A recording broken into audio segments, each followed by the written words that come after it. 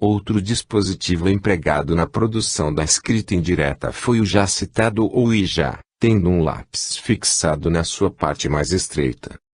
Apoiado sobre uma folha de papel, o Ouija, sob a atuação dos médiuns que nele encostam seus dedos, se desloca escrevendo palavras.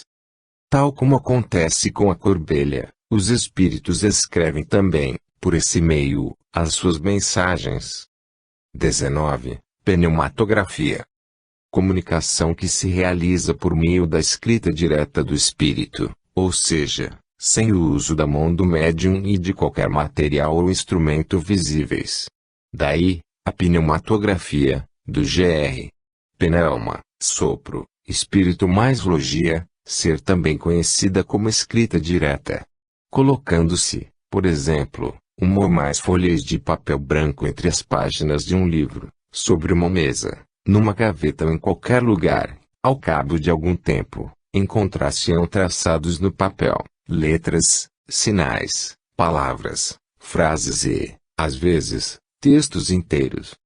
O fenômeno da escrita direta é, não há negar, um dos mais extraordinários do espiritismo, mas, por muito anormal que pareça, à primeira vista, constitui hoje, fato averiguado e incontestável, já, assinalava Kardec em 1861.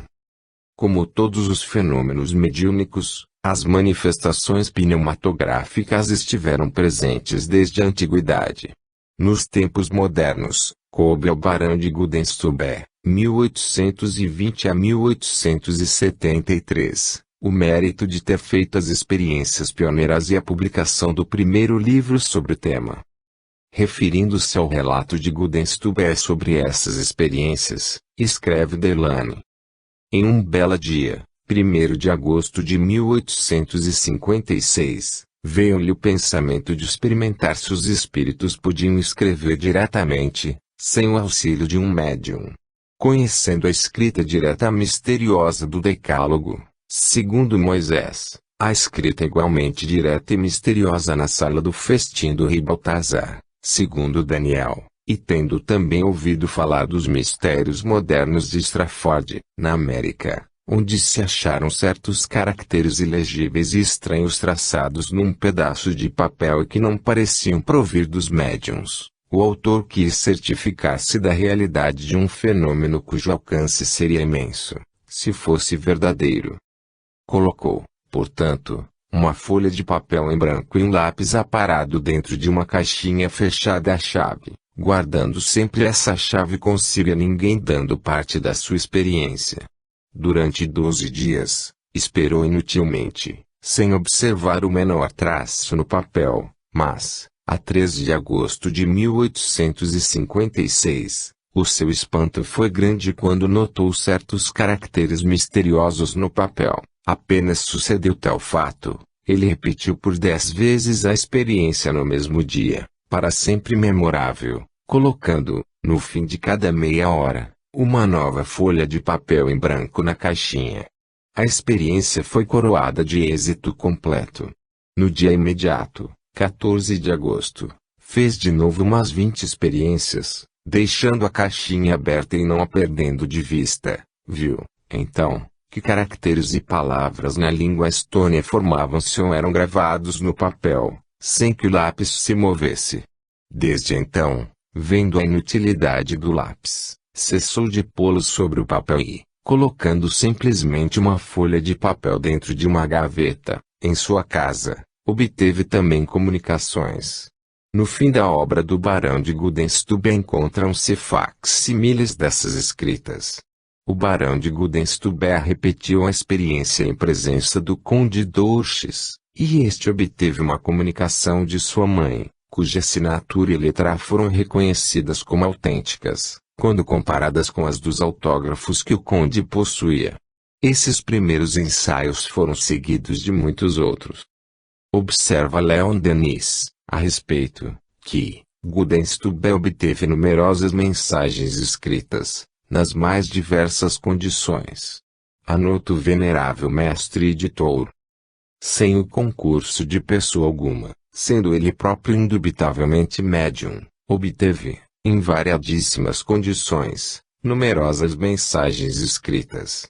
Suas mais notáveis experiências foram efetuadas no Louvre, no Museu de Versalhes, na Basílica de Saint-Denis, na Abadia de Westminster, no British Museum e em diversas igrejas ou monumentos, em ruínas, da França, da Alemanha e da Inglaterra.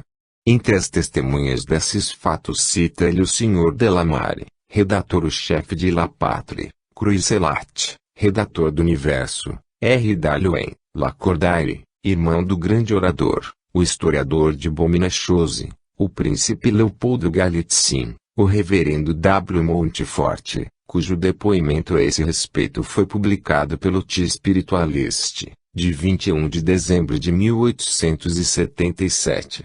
O barão colocava algumas folhas de seu próprio canhão em lugares ocultos, sem lápis nem coisa alguma que servisse para escrever. Afastava-se alguns passos, sem perder de vista um só instante o objeto da experimentação, e depois retirava o papel, em que se achavam escritas mensagens inteligíveis. Com a repercussão dos resultados alcançados por Gudenstube na Europa, renomados cientistas dedicaram seu exame de tais fenômenos. Crookes, Zorner, Barrett, Wallace, Richet, Gibier e outros, operando com médiuns tão notáveis como Eglinton, Slade, Monk, Watkins, Eusapia Palladino, Cat Fox Schenken, Sr. Everett, Marie Marçal, dentre outros. Dado interessante é que a escrita direta pode ser produzida em cores e, também, em outras superfícies. A famosa médium inglesa Marie Marçal, por exemplo, produziu a escrita em lâminas de vidro. E com a médium húngara Luzaline Zergnat, em Oslo, a escrita chegou a ser produzida sobre tabletes de cera, em uma caixa fechada. Necessário ressaltar que, seguidamente, o fenômeno da escrita direta tem sido confundido com o da materialização. Na pneumografia, propriamente, os espíritos dispensam a colocação, junto com o papel ou ardósia, de qualquer lápis, giz ou outro elemento que possa ser usado para a escrita. O material usado deriva da manipulação do ectoplasma. Observou Kardec. Julgou-se, a princípio, ser preciso colocar-se aqui ou ali um lápis com o papel. Não tardou, porém, se reconhecesse que o lápis era dispensável, que bastava um pedaço de papel, dobrado ou não, para que, ao cabo de alguns minutos, se achassem nele grafadas as letras. Para escrever dessa maneira, o espírito não se serve das nossas substâncias, nem de nossos instrumentos. Ele próprio fabrica a matéria e os instrumentos. Possível lhe é, portanto, fabricar tanto o lápis vermelho, a tinta de imprimir, a tinta comum, como o lápis preto, ou, até, caracteres tipográficos bastante resistentes para darem relevo à escrita, conforme temos tido o ensejo de verificar. Anotava, a propósito, o conhecido médium e escritor Stinton Moses, que, em 1876, depois de ser informado de que não era necessário aos médiuns contarem com qualquer material para escrita direta, Magus, um de seus mentores espirituais, escreveu em azul quando não havia nenhum lápis azul na sala e produziu uma mensagem em vermelho num livro fechado. Quando foi pedida uma mensagem colorida, os nomes de 5 pesquisadores apareceram no livro fechado, em vermelho, azul e preto. Diversa da pneumatografia, propriamente, é a escrita produzida pela mão materializada do espírito comunicante, usando lápis ou outro elemento colocado à disposição do espírito. Trata-se, apenas, de uma materialização parcial comum. É o caso, por exemplo, do episódio narrado por Crookes, envolvendo a médium Cat Fox. Eu estava sentado perto da médium, a senhora Fox. Não havia outras pessoas presentes, além de minha mulher e uma senhora nossa parenta, e eu segurava as mãos da médium com uma das minhas, enquanto que seus pés estavam sobre os meus. Diante de nós, sobre a mesa, havia papel, e a minha mão livre segurava o lápis. Mão luminosa desceu do teto da sala e, depois de ter pairado perto de mim durante alguns segundos, tomou meu lápis, escreveu rapidamente numa folha de papel, abandonou o lápis e, em seguida, elevou-se acima de nossas cabeças, perdendo-se pouco a pouco na escuridão. Como ilustração, vale, ainda, a transcrição de um dos episódios protagonizados pela notável médium paraense, Ana Prado, assim relatado por um amigo da família da médium, que dirigia os trabalhos. A mesa, coberta por um pano, sentáramos eu e minha mulher aos lados e, à cabeceira, a médium, e, como assistentes, sentaram-se nas cadeiras de balanço que se achavam próximas, as filhas da médium. Apagaram-se as luzes, exceto a do terceiro quarto da puxada, a fim de iluminar o corredor de modo tênue e, assim, indiretamente, todo o ambiente onde se efetuava a experiência. Em seguida, minha esposa colocou debaixo da mesa um caderno de papel amasso e sobre este, um lápis, tendo somente rubricado a primeira página, por supor que o fenômeno só aí se daria. O papel foi posto debaixo da mesa, por ser a escuridão aí mais intensa, facilitando desta forma a escrita por mão de um espírito. Concentramo-nos, cada qual orando mentalmente.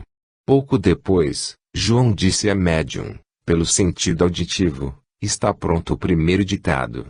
A outro irmão que se quer comunicar, acabada a escrita pelo novo manifestante, João deu sinal de pronto, por pancadas repetidas. Feito isto, encontramos uma comunicação dirigida à minha esposa, assinada por Guilherme, pessoa que foi por nós conhecida na Itália, e cuja identidade ficou provada. Fenômenos semelhantes, em que o lápis colocado com o papel ou a lousa é acionado por mãos ou dedos materializados visíveis, e, também, não visíveis encontram-se abundantemente relatados na literatura espírita internacional e nacional. Trata-se, como visto, de fenômenos de materialização que, embora pareçam guardar alguma semelhança com a escrita direta, com ela não se confundem. A pneumatografia pode ocorrer de forma espontânea ou ser provocada, pode, também, manifestar-se como escrita ordinária ou xenoglóssica. Pneumatografia espontânea é a escrita que surge, imprevistamente, em qualquer hora ou local, em qualquer papel ou outro material.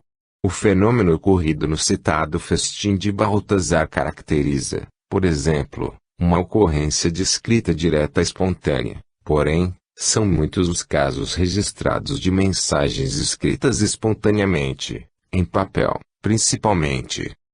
Pneumatografia provocada é a escrita que acontece, atendendo às expectativas dos presentes, servindo, muitas vezes, a projetos de pesquisa. Esse é o sentido em que se pode tê-la como provocada. Pneumatografia ordinária e a que surge escrita na língua do médium e dos presentes, de todos conhecida, pois.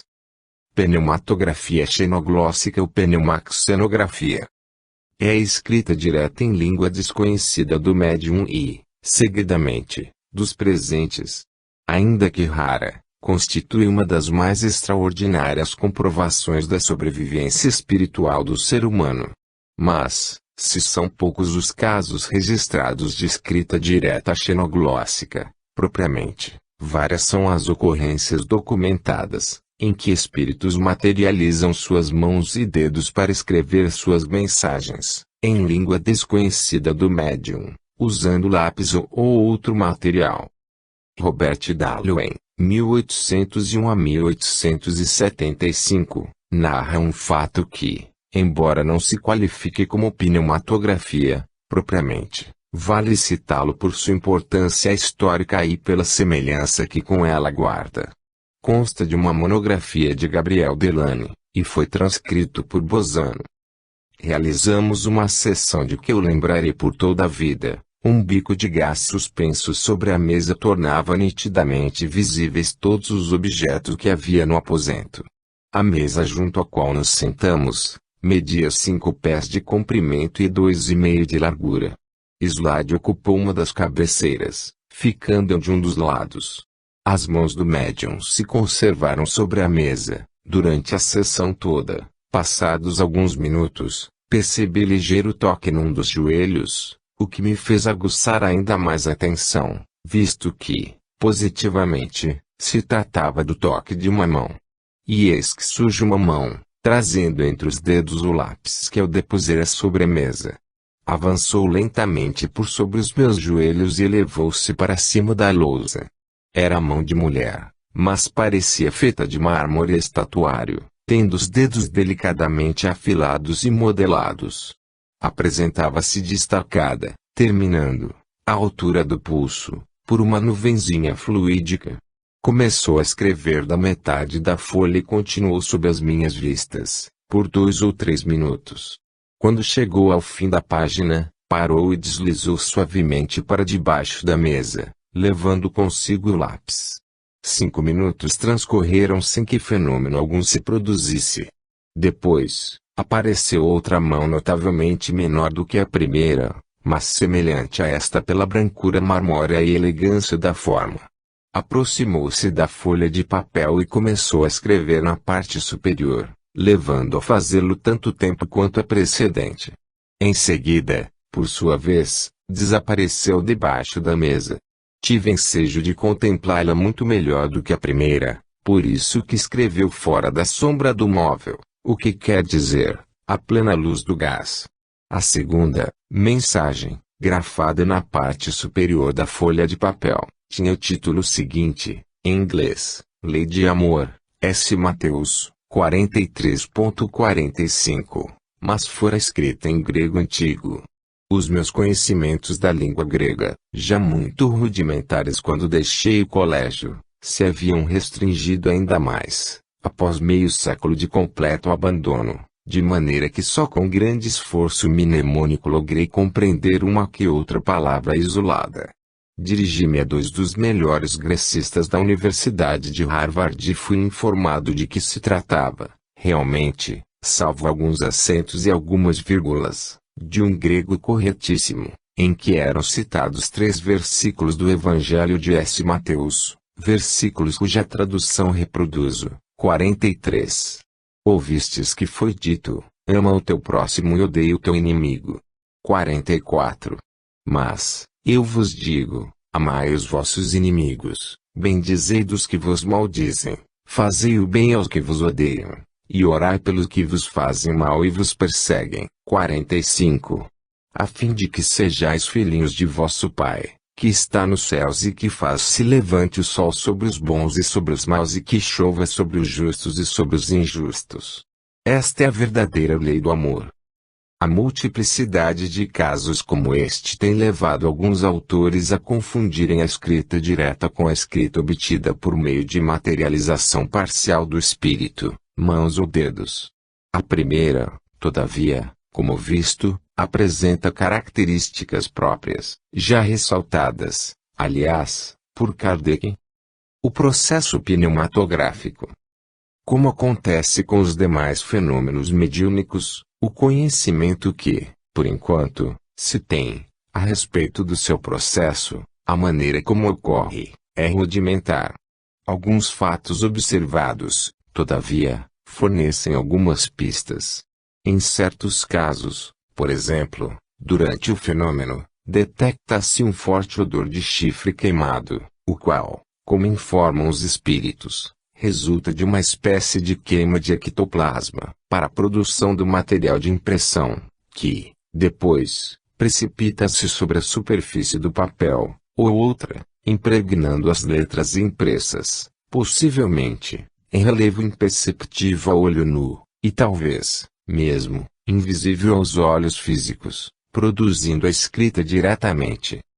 O famoso pesquisador Dr. Encalce, Papus, em relato apresentado à Sociedade de Estudos Psíquicos, em Nancy, então existente, menciona um caso de escrita direta, em luz plena, que fornece interessante subsídio. Durante esta sessão fomos capazes de obter, a luz plena, numa folha de papel, assinada por 20 testemunhas, a precipitação de uma folha inteira de versos escritos, assinada Corneille. Eu examinei a substância que formou a escrita sob o microscópio e fui levado à conclusão de que isto consistia em glóbulos de sangue humano, algo alterados e como se calcinados.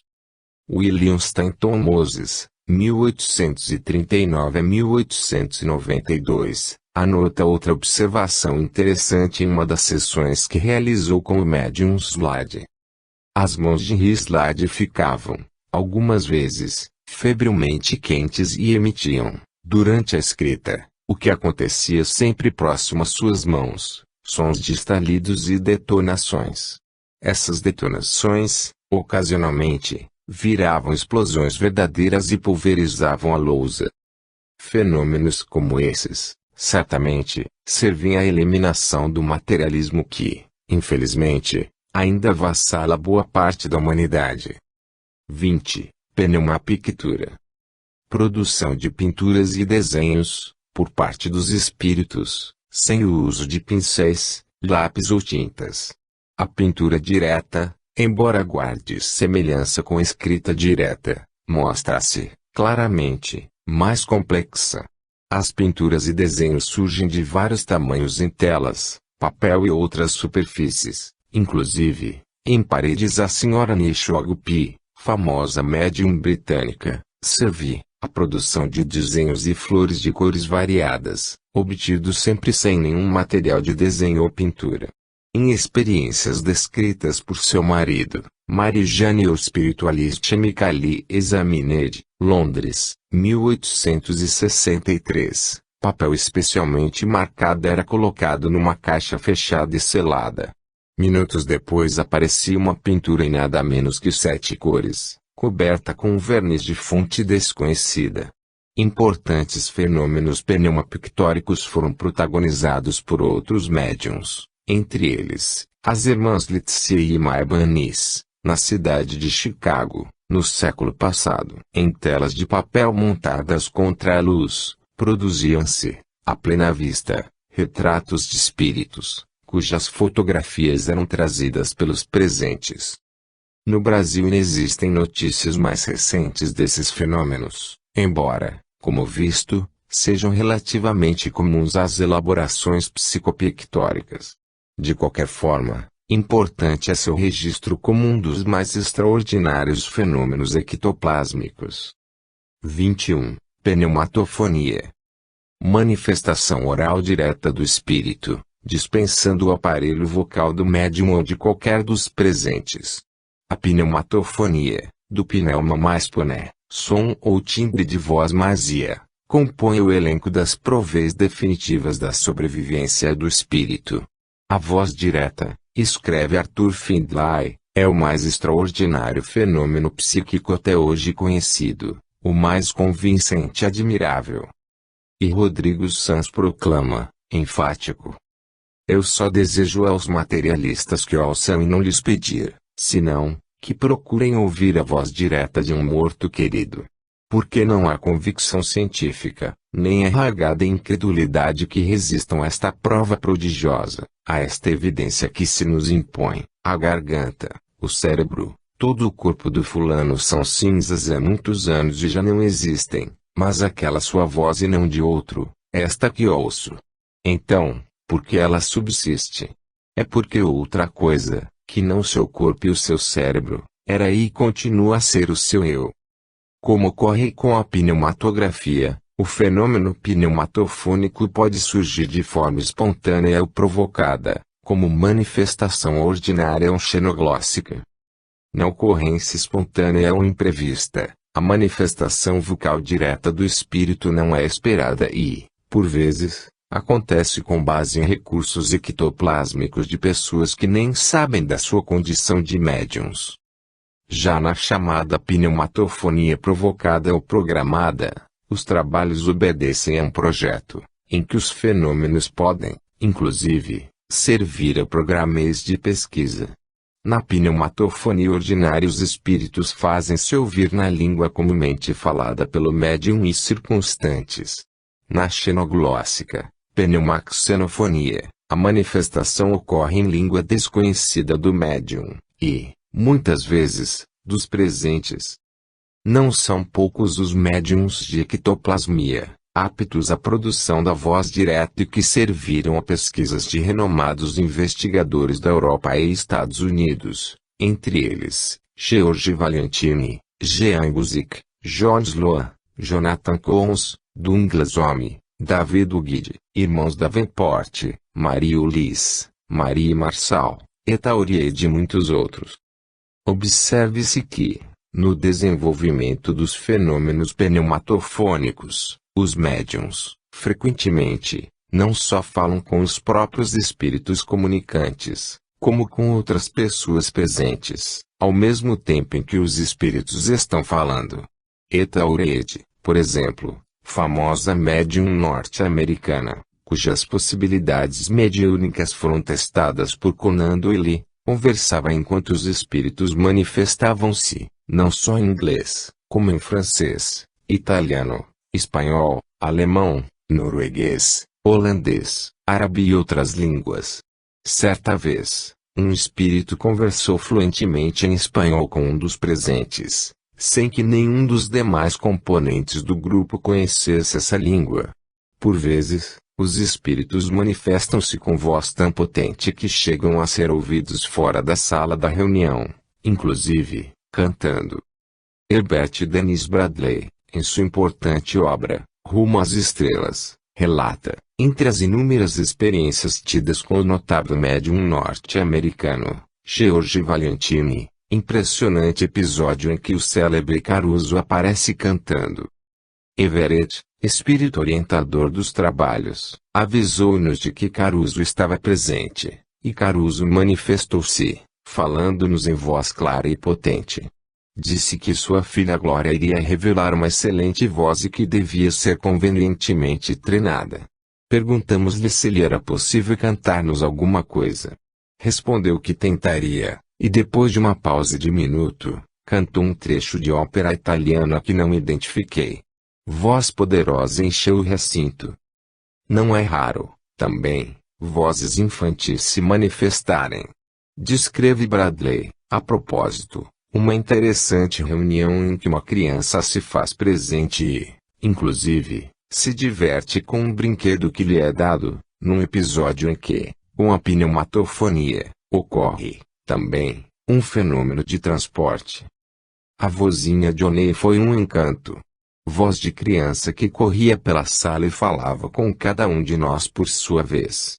Lembrei-me de que em cima de uma das estantes havia uma dessas pequeninas matracas distribuídas em certas festas.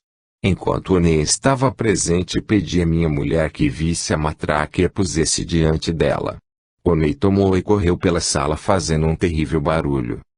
Comum, também, que várias vozes se manifestem numa reunião e, às vezes, ao mesmo tempo, até, caracterizando a presença de vários espíritos no recinto, em condições de se comunicarem diretamente, como, por exemplo, ocorreu com o homem, Valentini, a senhora Aureide, Sloan e outros. Nessas e outras manifestações é comum os espíritos comportarem-se com a maior naturalidade, dialogando com os interlocutores encarnados, ou desencarnados, dando plena expansão aos seus sentimentos de surpresa, alegria, raiva ou tristeza, como se encarnados estivessem. De se notar, também, que, como acontece em outras modalidades mediúnicas, espíritos encarnados, em desdobramento, comunicam-se em voz direta tais quais os desencarnados. Entre os fenômenos de voz direta, sobressaem, por sua peculiar importância, os xenoglóssicos. Bradley e outros pesquisadores referem-se a manifestações em russo, espanhol, italiano, alemão, hindustânico antigo, dialeto de Gaules, dialeto indiano e, até, em chinês antigo, Valentini. Como em todo processo mediúnico, o modo como ocorre ainda não é inteiramente conhecido, aguardando-se, ainda, a respeito, mais informações por parte da espiritualidade superior. Todavia, em luminosa descrição de experiência que presenciou ao lado de seus mestres espirituais, André Luiz, pela mediunidade de Francisco C. Xavier, nos transmite admirável lição a respeito. Logo após, Alexandre tomou pequena quantidade daqueles eflúvios leitosos, que se exteriorizavam particularmente através da boca, narinas e ouvidos do aparelho mediúnico, e, como se guardasse em mãos reduzida quantidade de gesso fluido, começou a manipulá-lo, dando-me a impressão de estar completamente alheio ao ambiente, pensando, com absoluto domínio de si mesmo, sobre a criação do momento. Aos poucos, vi formar-se, sob meus olhos atônitos, um delicado aparelho de fonação. No íntimo do esqueleto cartilaginoso, esculturado com perfeição na matéria ectoplásmica, organizavam-se os fios tenuíssimos das cordéis vocais, elásticas e completas na fenda glótica e, em seguida, Alexandre experimentava emitir alguns sons, movimentando as cartilagens aritenoides. Formara-se, ao influxo mental e sob a ação técnica de meu orientador, uma garganta irrepreensível. Com assombro, verifiquei que através do pequeno aparelho improvisado e com a cooperação dos sons de vozes humanas, guardados na sala, nossa voz era integralmente percebida por todos os encarnados presentes. Parecendo-me satisfeito com o êxito de seu trabalho, Alexandre falou pela garganta artificial, como quem utilizava um instrumento vocal humano: meus amigos, a paz de Jesus seja convosco. Refere-se o processo, pois, à materialização da garganta, laringe, cordas vocais, e outras estruturas que sirvam à manifestação vocal do espírito. Descrições como essas facultam, já, um entendimento primário, sobre tão complexo processo. Certamente, no devido tempo, mas nos será permitido alcançar, até mesmo, sobre o processo de utilização de sons de vozes guardadas no recinto da reunião, sobre a possibilidade do manifestante materializar seus próprios órgãos de fonação, para sua comunicação pneumatofônica, em vez da materialização ideoplástica de uma garganta artificial, referida na lição de André Luiz, com ou sem o auxílio de um aparelho ampliador de som, trombeta acústica ou megafone, referidos, às vezes, na literatura espírita, e, ainda, sobre o mecanismo envolvido nas manifestações animais, a guardar, certamente, semelhança com o que ocorre na produção da voz humana. 22. Transcomunicação instrumental. Comunicação dos espíritos por meio de equipamentos eletrônicos. A transcomunicação pode ser sonora, visual ou mista. As comunicações sonoras são obtidas por meio do telefone, gravador e rádio principalmente. As visuais surgem nos vídeos dos computadores, nas telas dos televisores e nos aparelhos de fax. As mistas são as comunicações visuais acompanhadas do som das vozes dos que se comunicam pelos computadores. As primeiras comunicações registradas foram as sonoras, mais precisamente, por telefone, tendo sido protagonizadas por médiums de vários países. Oscar Dagominel, pesquisador brasileiro, entre os anos de 1917 e 1925, com a colaboração de 2 médiums, seu irmão e seu sobrinho, recebeu centenas de telefonemas de espíritos. Suas experiências, fartamente documentadas, encontram-se em sua obra Vozes do Além pelo Telefone, publicada em 1925 e já muito esgotada. Nesse trabalho, entre vários importantes episódios, encontra-se o relato de uma ocorrência que o convenceu, definitivamente, da autenticidade dos contatos com os espíritos. Tendo Dagominel indo a uma sessão mediúnica do seu grupo de espiritismo experimental, pediu a seguinte prova à entidade, que, exatamente no momento em que ele chegasse de retorno à sua casa, o telefone tocasse, que o comunicante dissesse algo estranho como: "Quantos pães comeu o rei?" Em seguida, que a entidade declinasse todos os nomes dos membros daquele grupo e mais o da dona da casa. Assim aconteceu. Conta Dargominel que por mais que desse voltas, exatamente no momento em que abriu a porta de casa, tocou o telefone. Ao retirar do gancho, ouviu: "Sou eu? Quantos pães comeu o rei?" Em outra manifestação, transparece claramente a naturalidade dessas comunicações. Diz-lhe o espírito: "Dargominel, cumprimentamos você pelo dia de hoje. Não desligue, pois o Barreto quer orar por você." Depois da oração, um espírito após outro foi pedindo a palavra, até que um belo cântico encerrou a homenagem.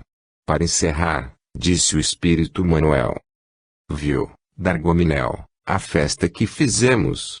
Só faltava você." Responde o interlocutor pelo telefone: "Você quer que eu desencarne e vá para aí? Não, não. Precisamos de você aí na Terra." Observava Dargominel que, às vezes, as vozes surgiam roucas, quase imperceptíveis, em outras, nítidas e claras.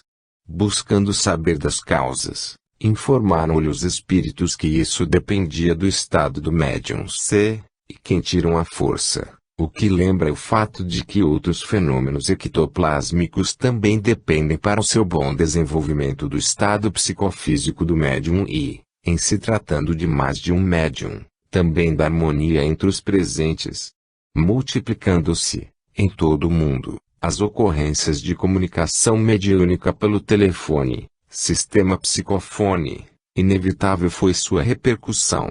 Locher e Archer relatam, entre vários outros, fato notável, profundamente investigado, ocorrido na cidade de Rosenheim, nos anos de 1967 e 1968, relacionado com o advogado Sigmundo Aschen, que ficou isento de pagar sua conta telefônica, demasiado alta, depois que se constatou que persistia a comunicação das vozes, mesmo depois da retirada dos fios e dos aparelhos telefônicos, e com a subsequente instalação de um aparelho de telefone selado com chumbo e provido de contador.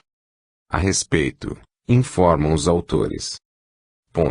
Verificou-se na central telefônica, através de um aparelho de escuta, que, no escritório de advocacia, sempre eram selecionados os mesmos 4 dígitos, mais exatamente a determinação do horário, com maior rapidez do que seria possível através do disco selecionador do aparelho.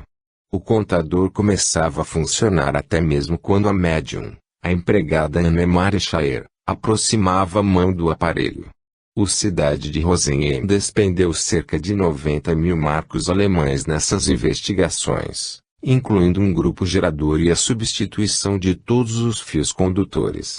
O advogado Adam, que em 1971 proferiu uma palestra na Universidade de Berna sobre o assunto, foi distinguido com um prêmio pela Sociedade Suíça de Parapsicologia, em reconhecimento à contribuição pelo esclarecimento desse caso fantástico.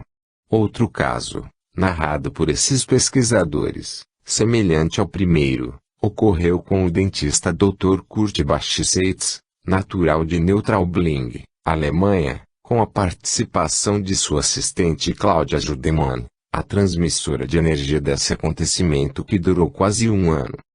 As autoridades postais, com grande dispêndio de eletrotécnico e de pessoa qualificado, com carro equipado de radiogoniômetro rodando em volta da casa, tinham comprovado a autenticidade do fato, em oposição às intenções desses médiuns.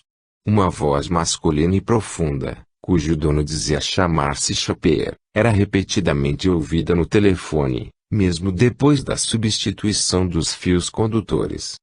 Mesmo com o fio cortado, a voz se manifestava no telefone. Merece, ainda, citação, por sua grande repercussão nos meios intelectuais brasileiros, fato notável envolvendo o escritor Coelho Neto, um dos fundadores da Academia Brasileira de Letras. Certa noite, surge-lhe a esposa em prantos, chamando: "Nossa filha, Júlia, enlouqueceu. Está lá, em seu escritório, falando com Esther." Referia-se à sua neta, desencarnada há pouco tempo, levando sua mãe a um estado de tristeza tal que passava horas a chorar, visitando diariamente o túmulo da filha querida e com ela conversando como se na sua presença física estivesse. Ouvindo, surpreso, a informação da esposa, perguntou o escritor: quis ter a nossa neta. Se dúvidas, vem até a escada e poderás ouvi-la. Perplexo, constatou que, de fato, Júlia conversava, no escuro, com risos, externando muito carinho. Não se contendo, Coelho Neto, conhecido pelo seu inteiro ceticismo em relação aos fenômenos mediúnicos e severo combatente do espiritismo, pegou a extensão do telefone, onde se encontrava, constatando, de viva voz, a autenticidade da manifestação. Mais tarde, confessou, ouvi minha própria neta. Reconheci-lhe a voz, a doce voz que era a música de minha casa. Alas, não foi só a voz que me impressionou, que me fez sorrir e chorar, senão que ela dizia. Ainda que duvidasse, com toda a minha incredulidade, haveria de convencer-me. Tais eram as referências que a pequenina voz do além fazia a fatos da vida que conosco vivera. Ouvi toda a conversa e compreendi que estamos nos aproximando da grande era. O finito defronta o infinito. Onde é que ficou já não sofre como antes sofria, porque o que era antes esperança tornou-se certeza. Esses contatos prosseguiram, ainda, por algum tempo. As comunicações por telefone passaram, mais tarde, a ser gravadas, importante fator adicional para sua credibilidade e para sua divulgação. No Brasil, o nome do Dr. Luiz da Rocha Lima, autor da obra Mensagens dos Espíritos Peto Telefone, desponta como um dos seus importantes investigadores, tendo gravado, nos anos 1970 a 1980, no Rio de Janeiro, inúmeras comunicações por telefone. Outro tipo de comunicação dos espíritos por instrumentos eletrônicos é da gravação direta da voz em disco e fita, fenômeno então conhecido pela sigla EVP Electronic Voice Phenomenon. O primeiro a obter esse tipo de gravação, segundo se sabe, foi o fotógrafo norte-americano Attila von Szalay.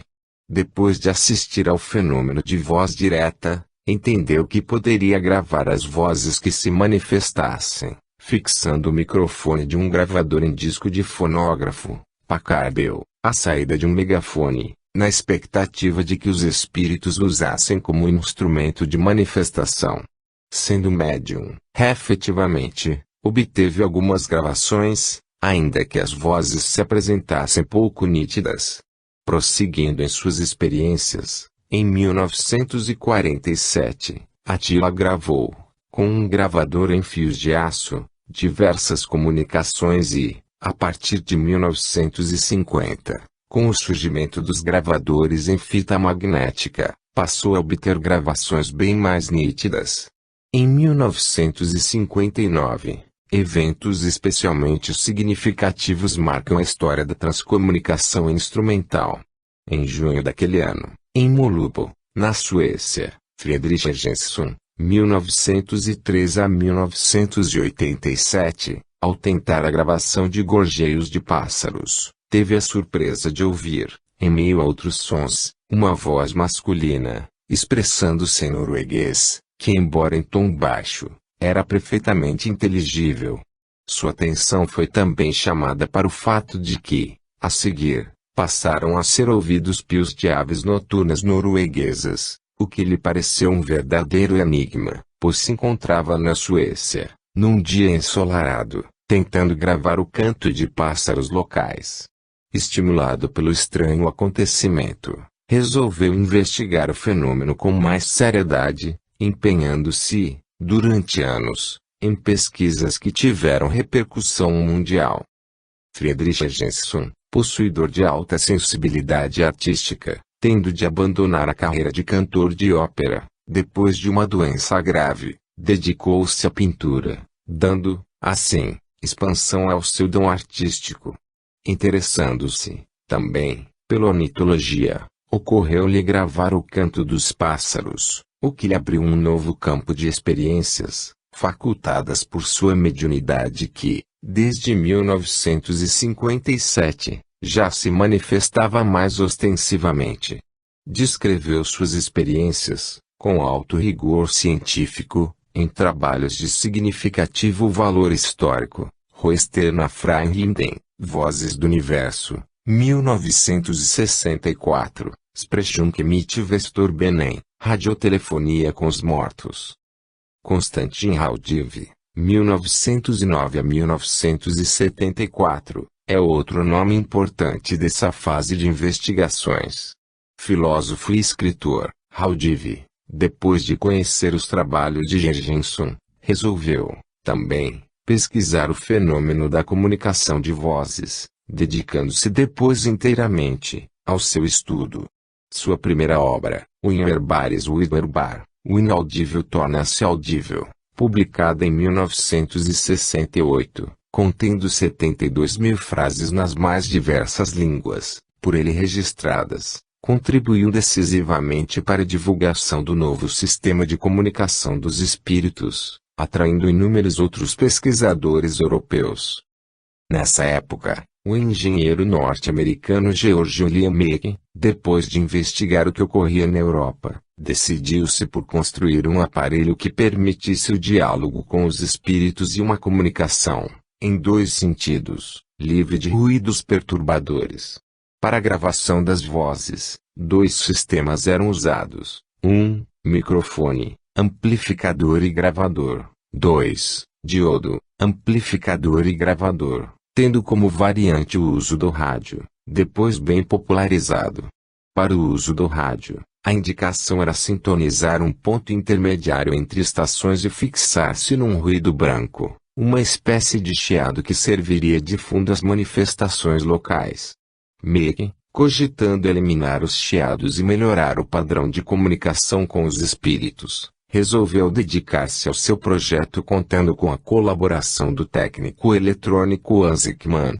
Antes, porém, conhecedor da realidade espiritual, buscou um médium que pudesse, eventualmente, facultar-lhe a obtenção de alguma orientação, o que, efetivamente, aconteceu, com a comunicação do espírito William Francis Griswold, que o incentivou a materializar o seu projeto. Em 1973, com Hans Ekman, construiu o Spiricom, denominação que deu ao seu primeiro aparelho, depois designado como Mark I. Diante dos poucos resultados, construiu o Mark II, 1974, que, também, pouco produziu. Convidou, então, o técnico William John O'Neill, excelente técnico e reconhecido médium de ectoplasmia, a participar do empreendimento. O resultado foi a construção dos Mark III e Mark IV, 1977, que permitiram uma comunicação em dois sentidos, perfeitamente audível. Seguiram-se os Mark V, VI, VII e VIII, com algumas dezenas de gravações.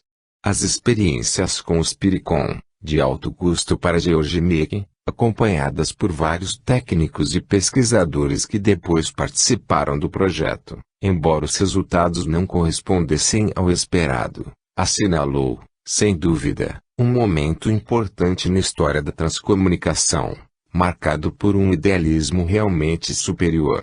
Pesquisas nessa direção prosseguiram com outros importantes investigadores, obtendo, até, melhores resultados. É o caso, entre outros, de Hans Otto Koenig, na Alemanha, e de Jules Imagias Fischbach, de Luxemburgo, na década de 1980.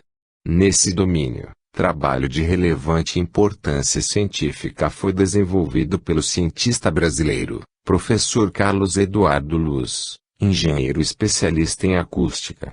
Operando com programas de computador específicos, softwares, para uma apurada análise espectrográfica da onda, e com o analisador de espectro, aparelho para a separação dos componentes de uma onda, Carlos Luz demonstrou, eletronicamente, existir uma ostensiva diferença entre a voz do espírito, caracteristicamente grave, e a voz da pessoa encarnada, comprovando, assim, definitivamente, A autenticidade da comunicação vocal dos espíritos por instrumentos eletrônicos. As pesquisas do professor Carlos Luz apresentadas em congresso alcançaram, naturalmente, grande repercussão internacional, marcando um momento de alto significado histórico.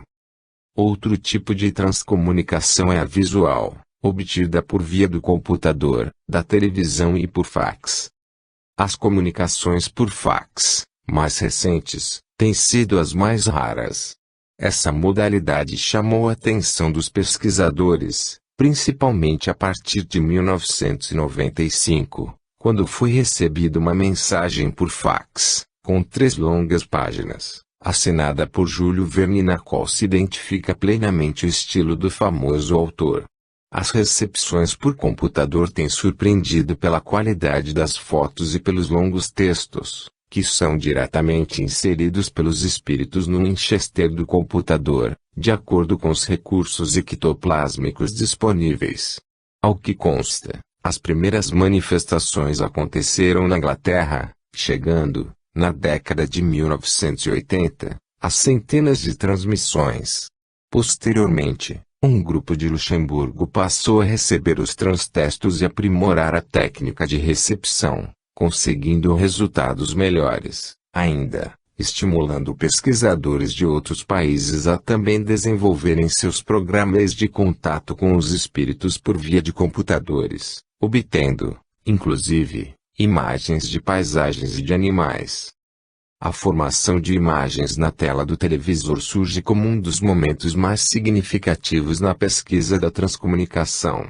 Em 1984, Klaus Schreiber, pioneiro nessa área, recebeu a notícia de que imagens dos espíritos poderiam ser mostradas na tela da TV, o que efetivamente aconteceu no ano seguinte, através do chamado sistema Vidicom.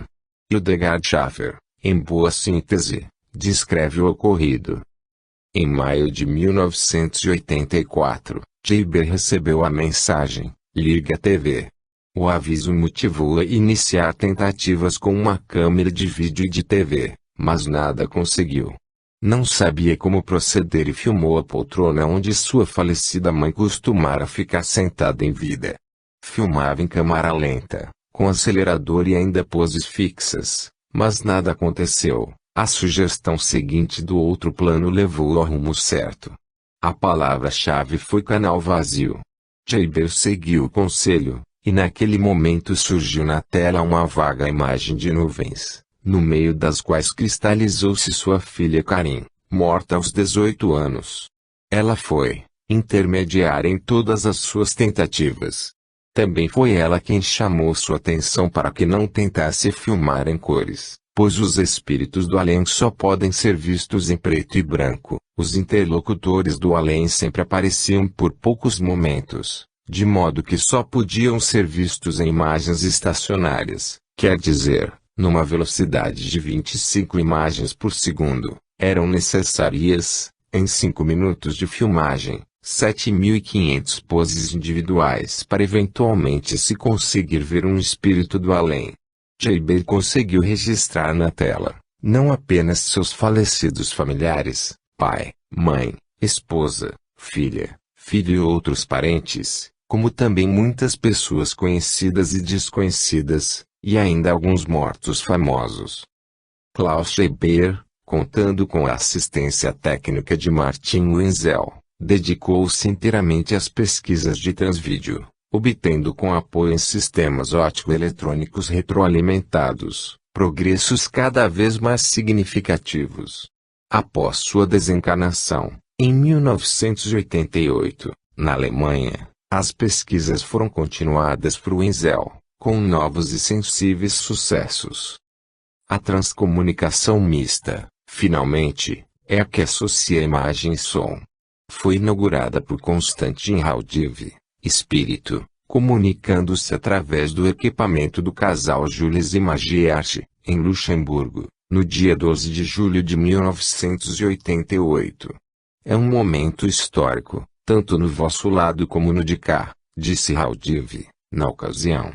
É a primeira vez que uma imagem e o som são transmitidos e recebidos simultaneamente.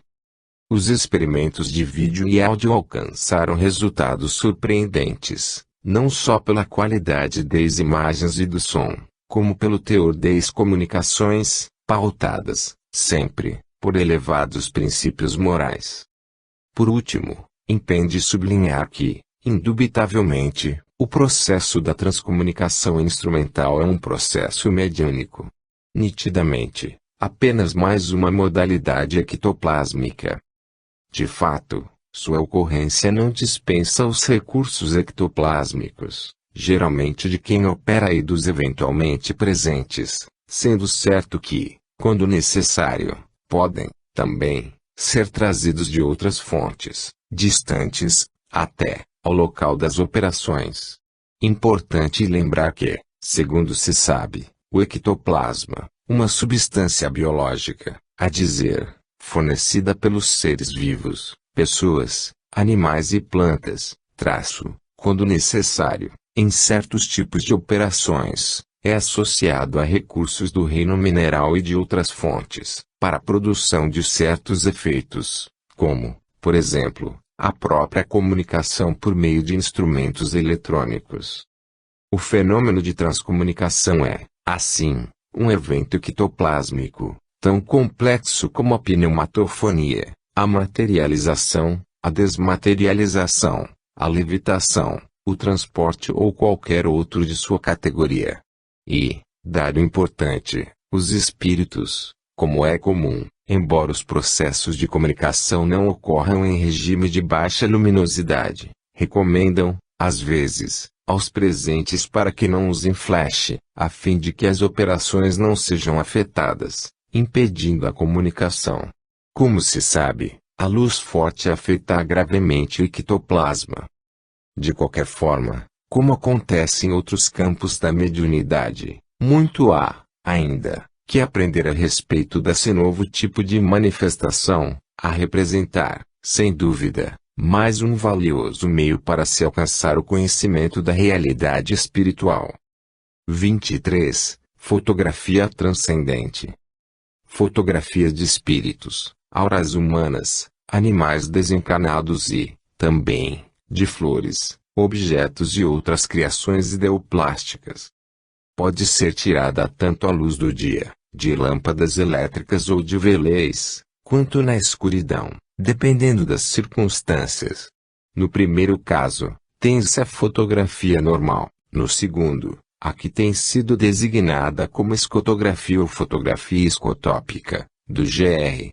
Scotus, escuridão, e tópicos, local, pelo lat. Tópica. A fotografia transcendente, denominação dada por Aksakov, não se confunde com a fotografia das materializações e, diferentemente desta, apresenta a notável particularidade de poder ser obtida na mais completa escuridão, evidenciando, assim, que as radiações emanam das próprias figuras retratadas, ou seja, que não se trata de luz refletida, fato, aliás, constatado por pesquisadores de todo o mundo. O pesquisador japonês Tomokichi Fukarai, Clairvoyance and Holography, 1931, por exemplo, depois de estudar o fenômeno, concluiu, simplesmente, que sendo uma realidade, o espírito transcende as leis físicas da luz e age diretamente sobre o filme, sem passar pela câmera. Em relação aos espíritos, pode-se compreender a importância da hipótese sugerida pelo eminente cientista, então presidente do Instituto Psíquico do Japão. O tema, todavia, torna-se mais complexo em se tratando de fotografias das produções ideoplásticas, formas pensamento, que não passam de pensamento temporariamente cristalizado em forma de flores, objetos, luzes, relâmpagos, etc. De alguma maneira, com apoio no ectoplasma, invisível aos olhos comuns, diferentemente do que ocorre na materialização, essas criações psíquicas podem emitir um tipo de energia capaz de impressionar diretamente chapas, filmes e, até, outros materiais. No tocante às flores, importa saber que a fotografia transcendente pode retratar não só um pensamento ou forma a respeito de uma planta, como, Por exemplo, a imagem fluídica das partes que lhe foram cortadas ou que surgirão com o seu crescimento. As primeiras fotografias transcendentes conhecidas devem-se a William H. Muller, que operava em Boston, Estados Unidos, e teriam surgido em 1861. Arthur Conan Doyle diz